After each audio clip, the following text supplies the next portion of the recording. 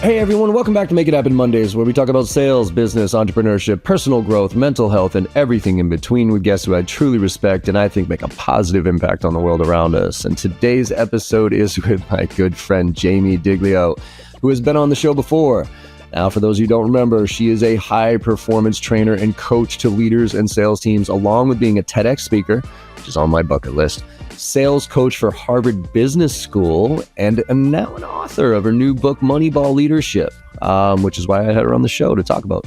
She was also named as one of the top 100 powerful women in sales by Demandbase and Women in Sales, which is awesome. Now, this conversation focused on what she outlines in her new book and how so many of the current techniques and approaches to sales and sales management are so outdated.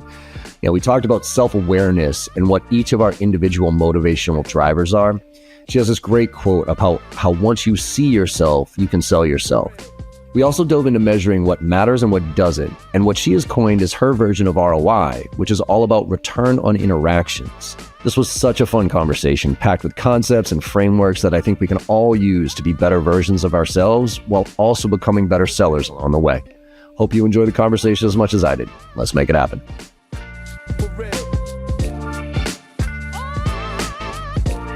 Jaime, welcome back to the Make It Happen Monday podcast. How you doing?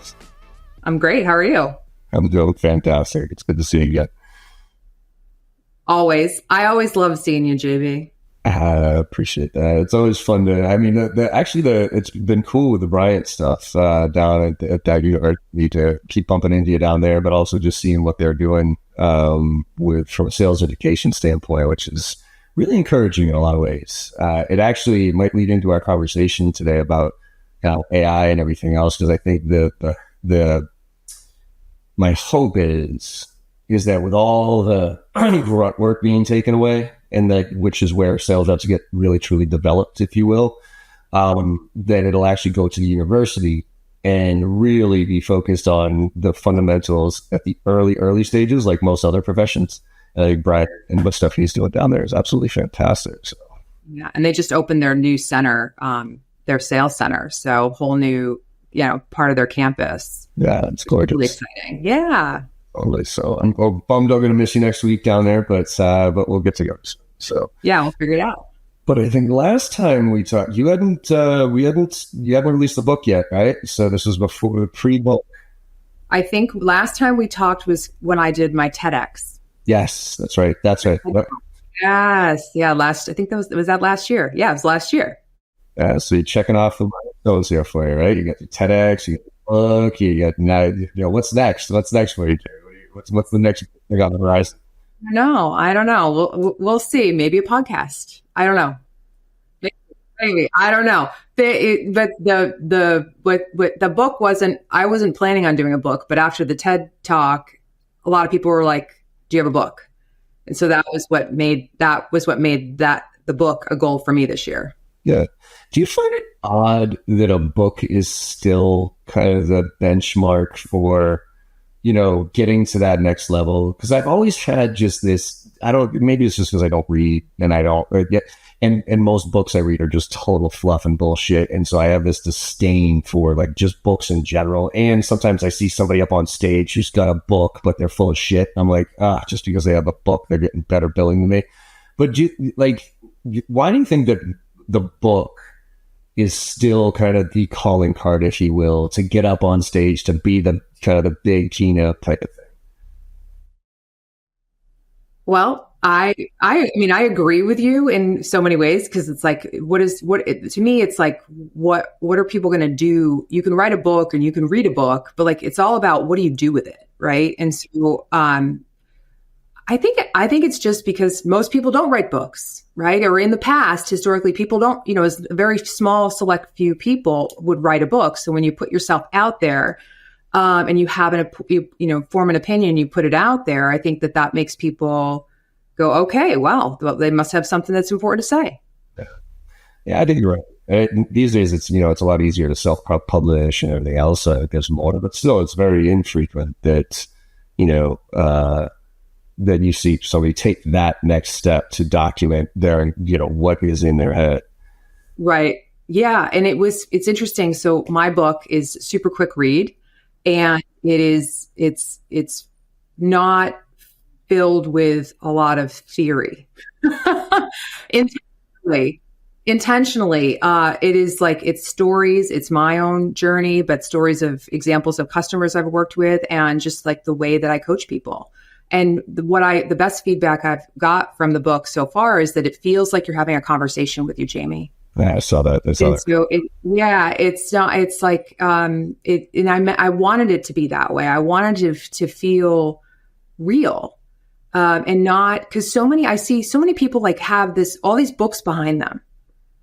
Right, too, right? So they have this library of books. I actually wrote about a story about this, about a really, really toxic leader who had all the right leadership books behind them. Right. So when you get on the Zoom and you see it, and it's like everything that they do is the complete opposite of what the books tell you to do. And so my thing is like, it's about the application. A book is just a book unless it's how do you actually take something from it and change what you're doing, right? Change a behavior, create a new habit, think differently. And so I think that's one of the challenges. We've got more books out there than ever before, and more people that are just confused and lost than ever before. It is true. And it feels like, a lot of people consume content just to consume content, and because it feels good, right? I read that book. I did that. I set up, I signed up for this course, but I'm kind of on the Gary V track on this, which is, I'd rather you not pay any attention to my content and just go out there and execute. Like, I honestly, like, he actually even says it. He's like, my fear is I have such diehard followers that they're consuming everything I put out there, but they're not fucking doing anything. Like, they're literally not applying any of it because they're just consuming it. Yeah. It's about it's like less is the new more. I always say this, right? It's like, because if you try to do everything, you're not going to get anything done. So it's choosing your, your direction, choosing the things you're going to do. And that, quite frankly, that's a lot of what I talk about in the book. It's about how do you hone in. Everybody's overwhelmed and drowning in information. And so what we aim to do, if we want to take our life, take our performance to the next level, to where the direction we want to go in, we have to hone in on the 20% that is who we uniquely are and the direction we're going to go in, and drop the 80%. The 80% that's like weighing you down, that's getting you all like stirred up and getting you off course. And so it's about deciding and, measuring what matters. And that's the piece. And so if everything matters, nothing matters. That is a fact. And a lot of what you're talking about in this book is breaking the norms of kind of, especially in the sales and the leadership side of the house. So, I think what we're still reeling from, which is the 1980s mentality of sales, right? Like boiler room style, like get after it, like numbers. It always saddens me that we're still in a numbers game, or still come across organizations that have that just do the numbers, right? Now, I do think I think 2023 was, at least for the SaaS and the tech industry, a bit of a wake-up call on that, because, as soon as interest rates went through the roof and everybody realized that money wasn't free anymore, it was like it was a gut punch to the whole industry. And I think, VCs and leadership kind of said, oh, okay, profitable growth, we should probably take a step back, slow down to speed up, like you said. But why do you think that, with all the evidence, and we'll get into, and for those of you listening, it's called Moneyball Leadership, right? Book? Yeah. Which is a cool name we're going to get into in a minute. But why do you think that historically we're still in a lot of that we're trying to get out of that mess, but it's almost like impossible to get out of the mess that we put ourselves in from a sales and a metric standpoint? Why do you think that it's not shifting faster? And do you think it's going to be a forcing function here soon, or is it kind of always going to be part of what it is? Well, I think in terms of the shifting and like the challenge in sales organizations is you have a lot of, especially in bigger organizations, you have lots of people who have a stake in whatever technologies have been brought in, right? Or whatever new functions. And so you have lots of people who are forcing, like they want their thing to be the thing. And if you've got so many people that are in these organizations, you've got so many types of technology that's sales, sales tools that are piled on. It's like it's overwhelming, but everybody wants their thing to win and everybody's kind of fighting against it. So you have this like web of just like mess of all these expectations and these tools. And how do you unwind it? Because it's like you're going to try and stop and change the tire while the car is going 90 miles an hour. And so now you have this already existing, list of technologies and spend, and like, what do you remove? And who's addressing that if the people who need to address it are the ones that have fought to get it in there? So they'd have to actually be able to say, hey, wait a minute, things have changed. Maybe this wasn't the right decision, or this isn't, so you have to have this ability to sort of pause. And I don't think that is something that that in most organizations people are willing to say and admit to. Yeah, and I think that's probably the big people. Yeah, nobody likes to admit they're wrong or that they made a mistake because quite frankly, a lot of them are probably scared to get fired because if they make that, if they are open with it. But the culture component to it is a huge factor here, and obviously starts from the top, right, and it flows down. Well, and the other part of it too is you have in a lot of situations you have people that are putting in their stack of sales enablement, all their technologies, but they maybe have never been an actual seat in sales. So you have people recommending, so they're trying to create order out of what traditionally might feel like chaos, because a real sales interaction is chaos. Right. It's like, you're trying, and it's always different. And so there's not a super lot of logic because people are not logical. Buyers are not logical. They're predictable, but it feels messy. And so that I think that organizations have just continued to put more and more layers to try to process it. But what it's actually done is it's weighed everybody down, and you've got, you're making people average. Really making sellers average because they're spending, they're being measured on things that are not the things that are going to actually drive the pipeline in most instances. They're being measured on how their inputs into the whatever technology they're using. So a little bit of I'm curious, there's an interesting contradiction a little bit based on the title of your book and your comments on chaos and how the sales interaction is chaos, right? Because Moneyball, theoretically, just from a macro standpoint, is about putting science and really figuring out which metrics to measure and then putting the pieces together. And I always use the Moneyball example of science versus art and how science can only get you so far. You have to have the art, right? And the beautiful example in Moneyball, the movie, is Billy Beane. I mean, he takes a group of ragtag throwaway players and puts them together and gets almost to the the World Series, but they don't. And then he goes to the Red Sox, and the Red Sox are like, hey, we'll give you, whatever you want, bring your own, and he turns them down. And they effectively take his Moneyball mentality, but then they add two variables that could not possibly be measured: David Ortiz and Manny Ramirez. I mean, yes, they can be measured, but clutch, like Moneyball doesn't believe in clutch hits, but you cannot tell me I lived through it. David Ortiz is the most clutch fucking player I've ever seen in my life. And so it was like the science got us there and figure out what to measure, but they needed the art to get to that level, to the final level. So walk through science and Moneyball as it relates to sales and sciencing out a team and a structure and approach versus the chaos of the interactions.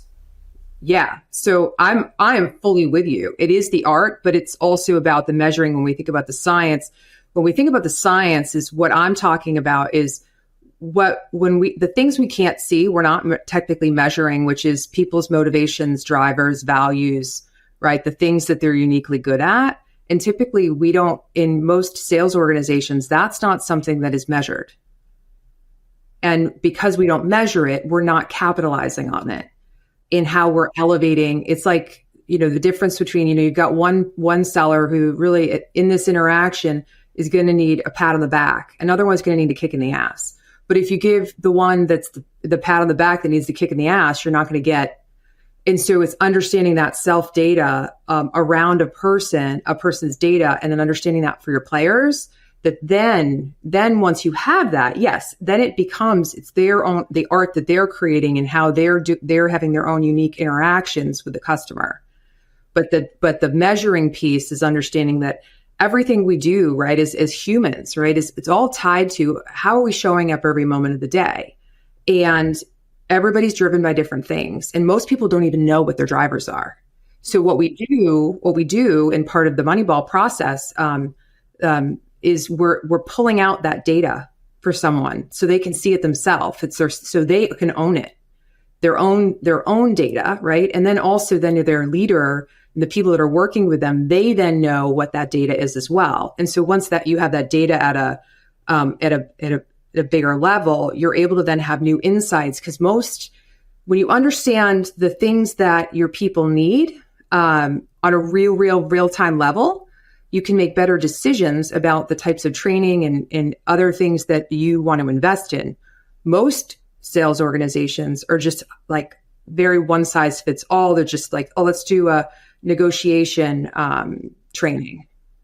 And it's like, it falls flat because that's actually not the problem. And they don't even know what the problem is because they haven't measured the specific needs of what the individuals needs. And so that's the measuring piece, the science piece to it.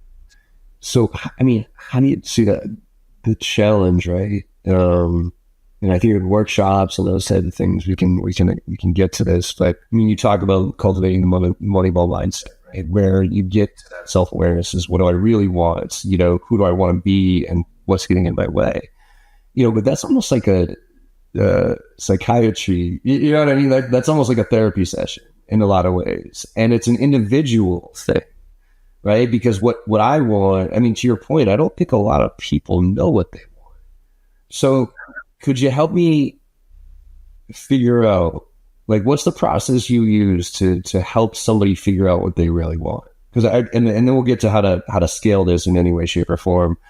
Because I got 50 reps. How do I do this with all 50 reps? But I'm curious, the one of, what do I really want? Because I think if you would have asked that to 10 people, 9 out of 10 would give you some vague answer or not really know what they want, or some superficial thing that they think they want. So how do you wake people up to help them understand what they really want? Well, first of all, is most people that you'll talk to will say that they're dissatisfied with their career, with their promotion, with their salary, with their performance, whatever. Most will say they're dissatisfied. And when I say, okay, so what would satisfaction be? What would that look like? And to your point, they don't have an answer. So what part of this is really their own personal accountability for where do they want to go? And let's do the work to figure that out, right? Helping them to articulate what is the thing that they would want next, whether that's that promotion, what is the direction they're interested in. And part of this is giving them the foundation to own their own shit, right? Because there is no career fairy that comes down. And even if they do, you could be the best leader, but give them best opportunities. But if it's not aligned to what you want, it doesn't matter. So the process is really helping that person to identify. So we use, a behavioral assessment where we can understand and identify what their core strengths are and the way that they're motivated and driven. And then so from that, right, like you're anchoring on these words that are your strength words. And then I have a different series of exercises that I make the individuals go through so that they can pull that data, like almost like a 360 real time from people in their network, asking them for insights about, what it's like working with me. Because one of the challenges we have is that we only our brains are wired to only notice the things we're not good at, right? And we are not good at understanding and seeing what we are good at. And so we have to pull that out of the person. And so if we're always focused on what we're not good at, if you know anything about sort of just, like how do you become successful? It's like you can't become successful if you're focusing on everything that you're not good at. It doesn't work that way. You're working against it. So most people are working against themselves every moment of the day. And we want people to be working in alignment with who they are and the direction they're going in. So just helping them to sort of see themselves back with this self data. And what we do is through this whole series of exercises, we help them understand and see themselves more effectively. So then once they see themselves, they can sell themselves more effectively, right? Because we could be really good at selling other things, but we're not as good at selling ourselves and how we're showing up. So it instantly gives the person feels lighter because they realize that their way to win, their way to be successful is to do it. Is it uniquely theirs? All of us have our own winning formula. So once we teach that back to you, pull it out of you, help you see it, teach it back to you and show you how to communicate and lead in that, what I call your leadership language, every moment of the day. So in every interaction with customers, right? It's a strengthening your foundation through this data process, right? That most people aren't measuring, to then amplify the results and how they're showing up in every conversation they're having. How far do you look out when it comes to getting down to people what they want to be and what they really want, right? Because there's one thing about, I want that promotion, right? Like I want to get from this part to this part of my job. I can see it. That's the person's job I want, so it's a super clear cut thing. Then there's like the vision of your lifestyle, which I tend to try to bring people through, which is kind of the 5-year question. Like, shut your eyes and just forget about job, forget about money for a second, but just think, what do you want your lifestyle to be in 5 years? Like, who are the people you want to be hanging around with, where you want to be living, what kind of house, what kind of family, those things are important to you. And then like, once you have that vision, now you can open your eyes and back into what it's going to help you get there. So is everybody individual? Like when you go through this exercise, are some people super short-term focused, but other people are long, or do you really try to force them to kind of think bigger? So when we do these programs, because we do them in group, so it's a combination of group settings, so a group coaching all together, and then individual. So most people say they want something, but then we have to peel back and ask, why is it that they want that? Most actually don't know. They think it's the thing. They think it's the thing they're supposed to do because it's been modeled for them. And this is what gets people, 10, 20 30 years into their career and going, oh my God, what am I doing? Who do I want to be? How did I become this? And so what we're trying to do is get people to feel confident in being who the path that so this happens a lot with sellers I work with who feel like the next step is that they should be a leader. They're getting pressured that they should be moved into a leadership position. They think it's the right thing to do, even though they're like, I don't think that this is, for me right now, but they're afraid if they don't take the promotion, how is that going to look? That means you're not ambitious. That means this. So this is a war room leadership philosophy is that if they look at you negatively because you say you don't want to be a leader, you don't want to be in a leadership position. You're like, I'm happy to do, crush it. But I know that that's not a right fit for me. And celebrating the fact that person is aware enough, right? That is not a path they want to go, instead of looking at them negatively about it. Like it's very one size focused. And so that's an example. And really helping the person to think through, okay, here's the next thing, but then what does that lead to next? And so we're helping them to look out and go, okay, this potentially, oftentimes it's like, well, you need to do this to be the stepping stone to that. Maybe they want to be an entrepreneur, right? And it's like, great. So let's get you the skill here, and then we'll have you go over here so that then you can be, lead your own company or be, a COO or whatever it is you want to do. So we're really, we are taking it from an individual because each individual is different. And it might seem like people are often like, well, how do you scale that? Right? Here's the challenge is every time, who do you hear that from? You hear it from sales leaders. Some leaders, who don't have time in general. Right? Like they don't even have time to coach, forget about getting to the nuances and the details of their reps, personal whys, if you will. Right. But if you think about it, how can we not have time for that? Right. If that person you're paying X, Y, whatever you're paying them, and this work of letting them, when I talk with most of the organizations I talk with, one of the biggest challenges I hear from sellers is they don't feel seen, heard, valued. Right? They might not say that out loud, but that's what they're like, what am I doing here? Right? Nobody. They just care about me getting the deal in.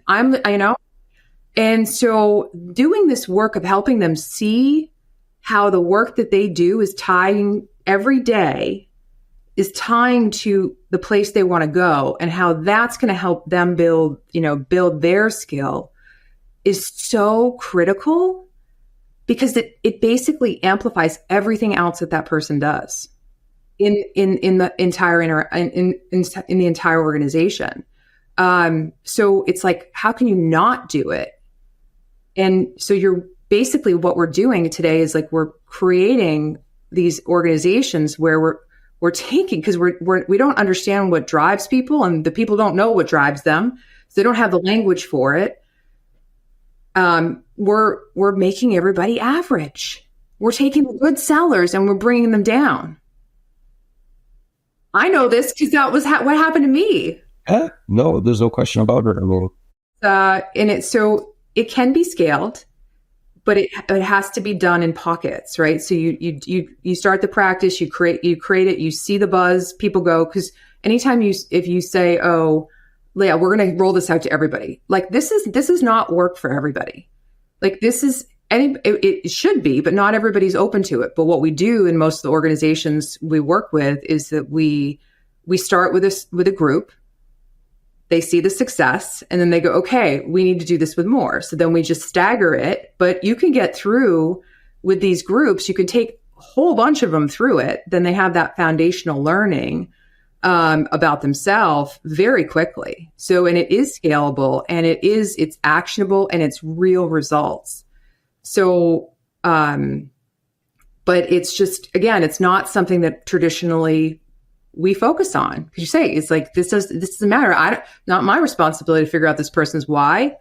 Well, if you have a whole bunch of people that are lost in your organization and you want them to be at peak performance, making you money, doesn't work that way. Yeah, and it's also we all get caught in, and I did too. And thankfully, those two very distinct things in my life that happened that forced me out of it. But the whole what you're supposed to do.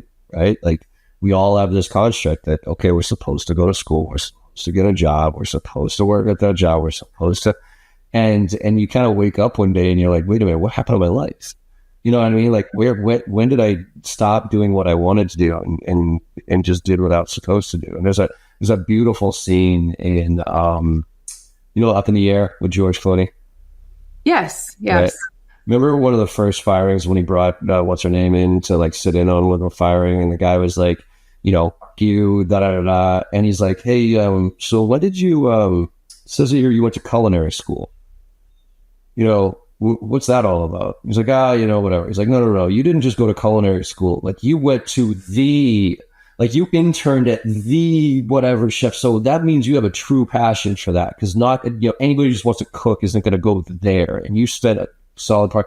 So when you asked that question, which I think is so beautiful. He goes, so how much did they pay you originally to give up on your dreams? And he takes a breath and he goes, $32,000 a year. and goes, you know what, this is maybe your opportunity to go back and find out what you should have been doing in the first place, right? Like what your true why is. And I think that process that you go through, does it sometimes uncover like a misalignment where it is so obvious where you're like, you shouldn't be here. You know what I mean? Like the reason you're struggling isn't because you suck in general. It's because this isn't your path. This isn't your why. This isn't going to lead you to where you want to go. Do those conversations come up? They do happen, but oftentimes what we do instead is, with your great example, I love that example, is we help them to think back to, we'll use that, we'll riff on that. That example is like, if you went to culinary school, we would uncover that and we go, how do we think about using and leaning into your skill around culinary, like that passion? How do you use that in how you sell? And how do we bring that to back? And so that, because one of the other challenges is that most sellers, right, they're been taught a script. And so we usually go in and we don't care what sales methodology they use. They've got one, but they're all super predictable. Like they sound the same. And so what we do is moneyballing it is like we take you from predictable to memorable. And what makes you memorable is the things that are uniquely yours. So in that example, it would be like, all right, being able to show that color of, hey, back when I went to culinary school, right, I was a cook, or, how I think about it like as a recipe. And so giving them language that they can really lean into because it's at their core. And when they do that, it just like opens them up so they can see that they can use those skills that they learned to be, accelerate their performance in what they're doing today because they've lost it. And so what we're trying to do is bring it back. We're trying to bring people back to themselves.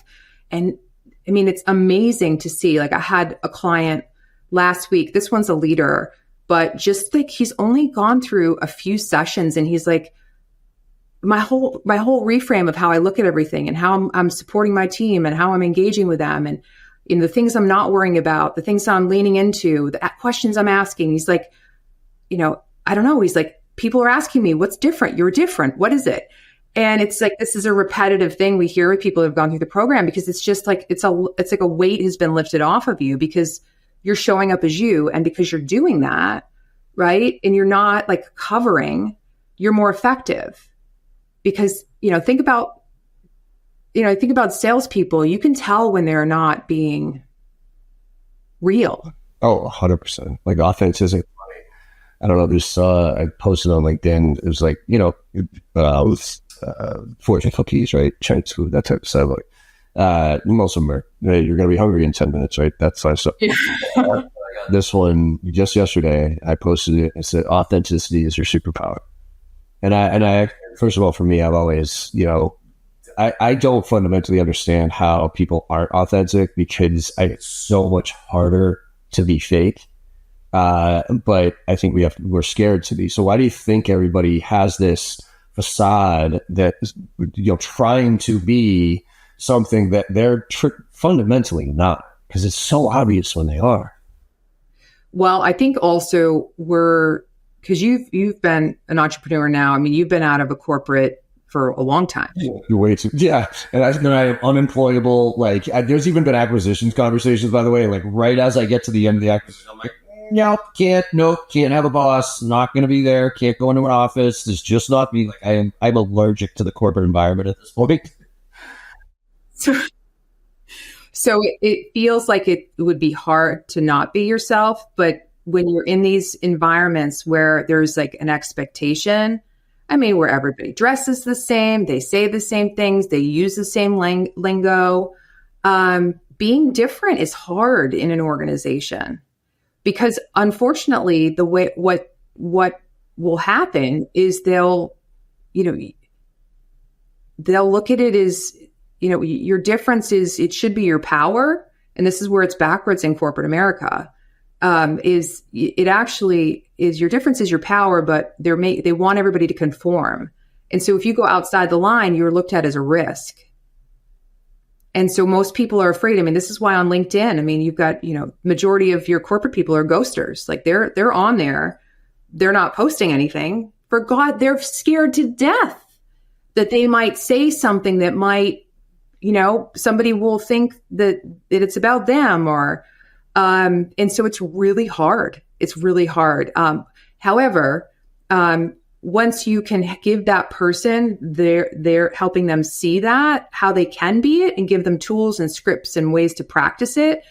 And we're talking about salespeople here. So it's like all about how can you have the best return on your interactions with your customers? Because the more memorable you can be to your customers, that's going to just continue to make you more successful. And then you can be whoever you want.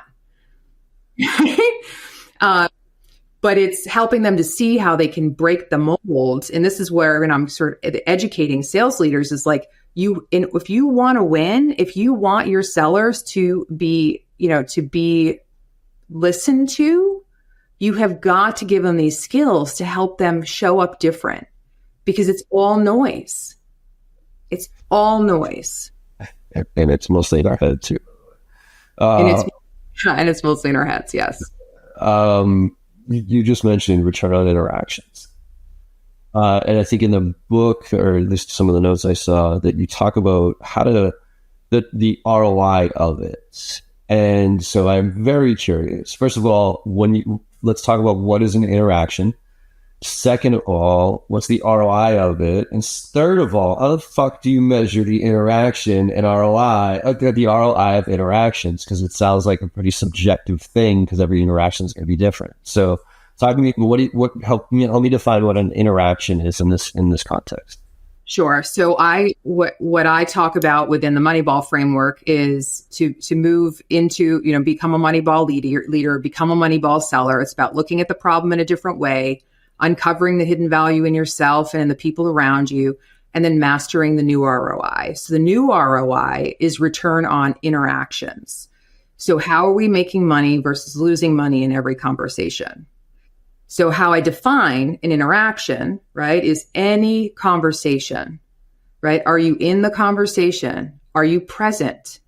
Are you listening for their listening, right? How are you asking thoughtful questions? So I have a whole framework that I teach sellers on how to decode the buyer in asking specific questions and putting certain language in the conversation that's going to excite them. So and I can share that with you if you'd like. But so basically how you can anticipate what are the words. Have you heard of love language before? Yep, of course. You have? Yeah. So every person has a love language. Well, just explain for the audience, just in case they don't, but I understand. Right. So so essentially there's words and things that naturally you're drawn to, that you like to hear based off of your own hardwiring, your own personality, your own background. It's called love. I don't call it love language, right? I call it return on interactions. So there's 4 kinds of people. I'm super dumbing it down because this is the easiest way. There's fast people. There's feel people, there's focus people, and facts people. Facts, right? Just get to the bottom line. So knowing you, we'll decode it. So the fast people and the facts people are people who talk fast. They get to the point, right? You and I are both on that side, right? Get to the point. Fast people are big innovators, they're big thinkers, they're people, they're engagers, right? But the facts people are people who, they still talk really fast, they get to the bottom line, but they're really about the process. Walk me through tell me the bottom line. How is this going to make me money, right?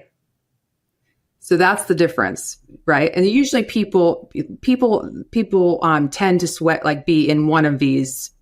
That's their first place where they go with everything, right? It's like, what's the bottom line? What's the big idea? Okay. And then on the other side, you've got people who are feel people and focus people. These feel people and focus people are, the way you would know them is they're more quiet. they wait to speak or wait to be asked to speak, right? The feel people are people who are all about, I want to feel connection. Before I do anything, I need to feel like you're on board. Are we a part of a team? Is everybody involved, right? Does everybody feel like we're moving in the right direction? And then the focus people, while also more reserved, they don't really care about connecting with people. They just want to know the steps. They're like, just tell me the steps and how to get this done. So I always say, as a person who is like a fast thinker, right? I need people who get the steps and focus. All right, Jamie, focus. We can have all these great ideas, but we need to focus them, right? Like, I love these people. However, think totally different, right? So if you are a seller, and a lot of us sellers are up in that fast quadrant, and we're talking to a customer who is a tech person, they're probably going to be in that focus. And so how do you then, right? So instead of being like, hey, I have this really good idea, you want to be able to lay, all right, listen, we're going to be working together. I want to make sure I'm going to always have an agenda for us. And here are the steps to lay out of what we're going to do next. And if we do it the opposite way, we're going to struggle. So the power of this, and mostly a lot of leaders are in that facts quadrant.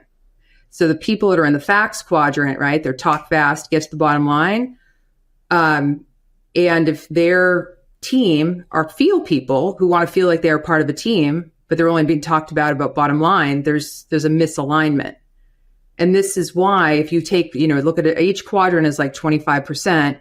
This is why, if you don't understand this skill and you don't understand your own self-awareness, you're missing the mark in 75% of your conversations. Yeah, it is. There's a point in every sales rep's career where I talk about catching your sales groove. And what I say that it's what you're doing is, I think, almost like a deliberate forcing function of catching that sales groove. Because I talk about how it goes from when you stop pitching your solutions and you start having conversations about your solutions. You start caring more about what the client needs than you actually do your commission check. And that's usually when your commission check starts going through the roof. And so, trying to expedite because I've always shit on scripts and like, gross. But if I were to really reflect back, scripts they have their purpose. Like, you don't know what you don't know. I'm going to put you on the phone. I'm going to give you something to read, because otherwise you'd just be throwing up all over yourself. You don't even know what to say.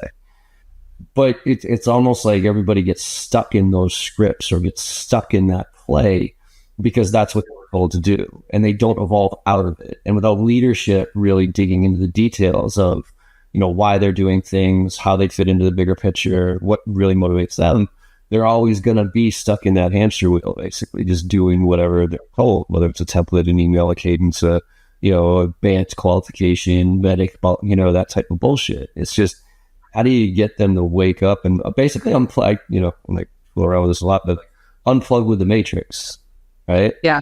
It's like you're in the matrix, you're doing the thing, right? Okay, and then you got to kind of get woken up and unplugged to say, oh shit, wait a minute, there's a way better thing going on here. Right. 1,000%. And it's about a reframe. It's like helping you to see, but then see it with new eyes that are aligned more to your, like, how you can see your own strengths. So we give a lot of scripts, but with this, the difference with the scripts are, in these scripts, we're having them interject or add in their words. So for example, like I'll give you mine. So like this is one of the scripts we have people, our clients, when they're talking to a customer or they're talking with a new person they're going to be working with. Hey, John, we're going to be working together. I just want you to know that the number one thing I value is courage. So that means that when we're working together and I'm going to speak up, even if it's something that's maybe a little uncomfortable, I'm going to be absolutely open to trying new things. And if I don't know the answer, I'm going to tell you I don't know. I'm going to figure it out, but I'm going to tell you I don't know. So sorry to interrupt. It just clicked. You just said values. Yes. I am all in on values as actually the core foundation of all of this. right? Where, because you said, look, I value, what was that? Courage. Courage, right? So if I value courage, if I value trust, and I know these aren't just talking points for me, like you bring them through the exercise of like, how do you feel when you don't have courage? What is, I feel visceral reactions. Okay, so that means, yes, courage is one of yours. So do you go through that with this win analysis, what I want, right?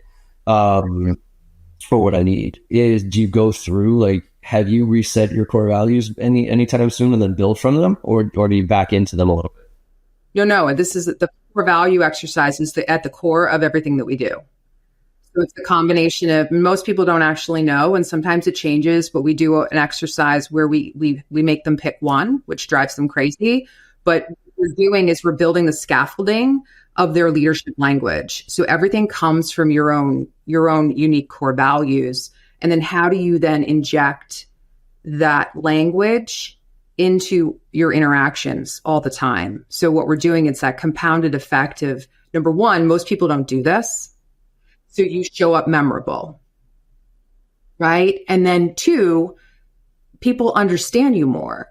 Now that I just said that that's my core value, I mean, it kind of makes sense as to why I do what I do. And that's why I have to listen to my own stuff and go, all right, Jamie, if you're being quiet right now, you're basically going against your value of speaking up.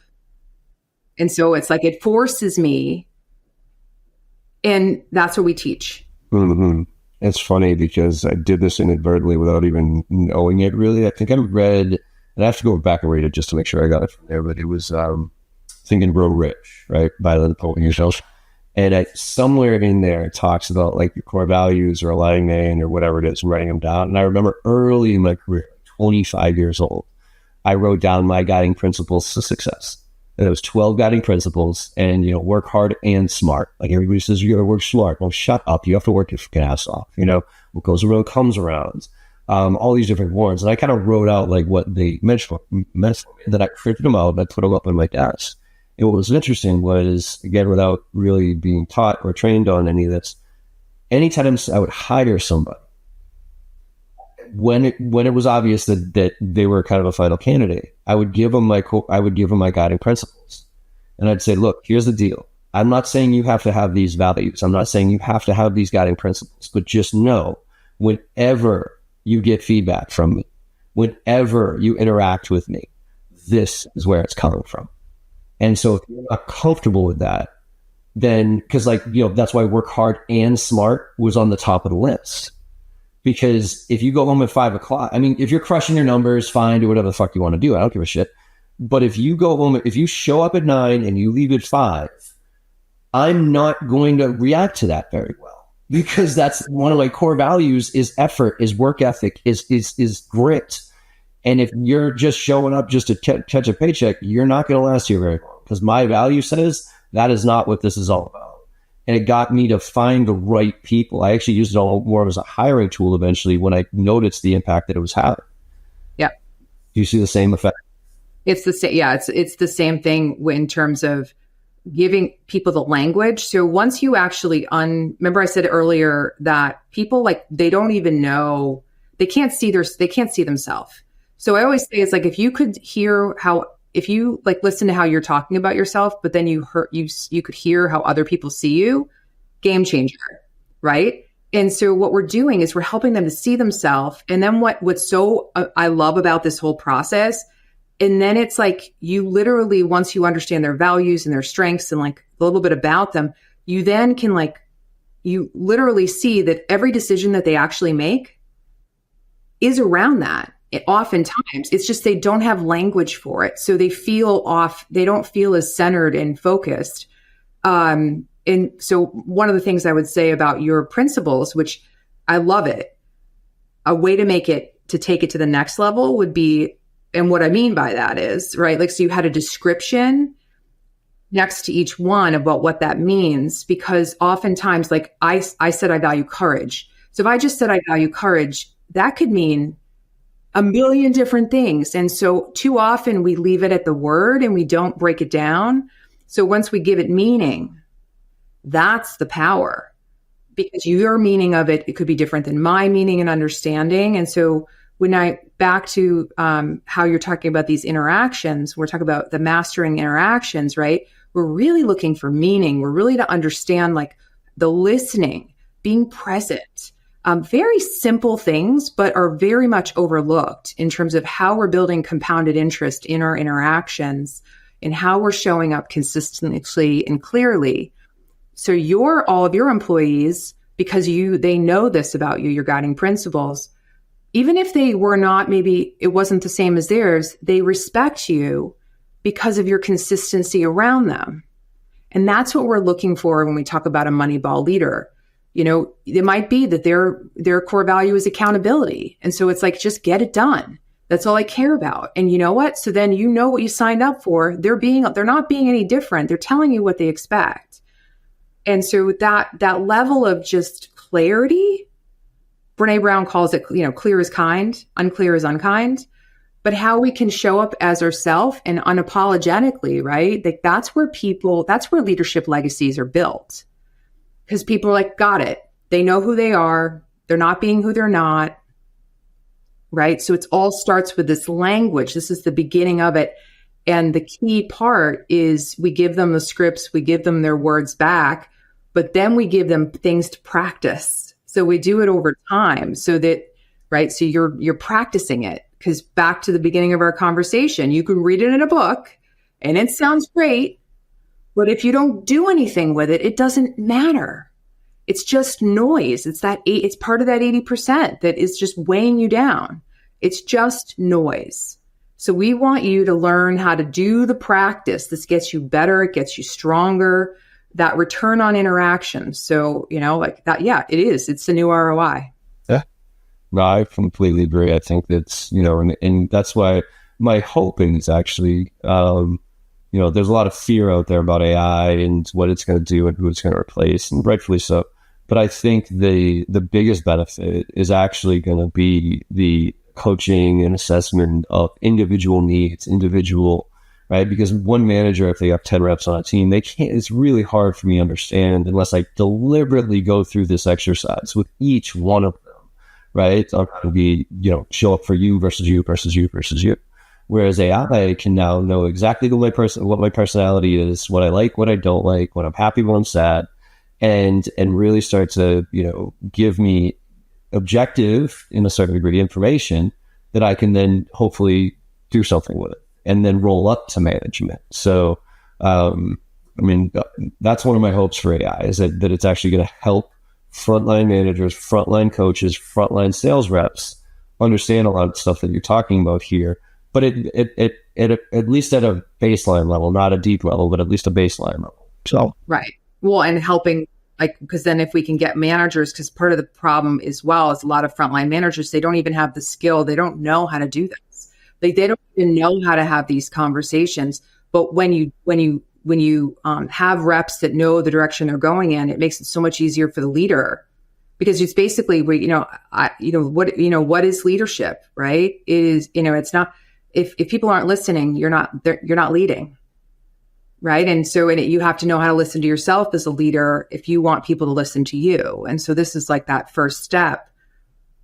But it's, it's again, that personal accountability. What's that person bringing to the table? So when you do this foundational work, it doesn't matter. You could do it either way. Usually most programs, we're doing the program with the leaders, the leaders and the people at the same time. And sometimes we just do it with the leaders and then we have them practice it with their people. But it's really about personal accountability, right? How you're showing up in every conversation. Because regardless of AI, you're going to use it to get better and get more insights, but you're always going to, the real power comes from these real conversations.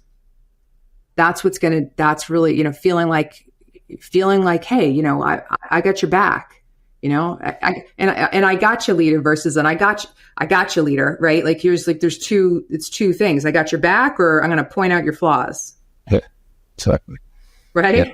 The carrot and stick approach, I've always found way better results when it comes to the carrot and motivating people from the right level as opposed to motivating from fear. Unfortunately, fear is a much stronger motivator on the surface, like in the short term, but real growth, the motivator comes from those deep values and belief systems and where they want to go.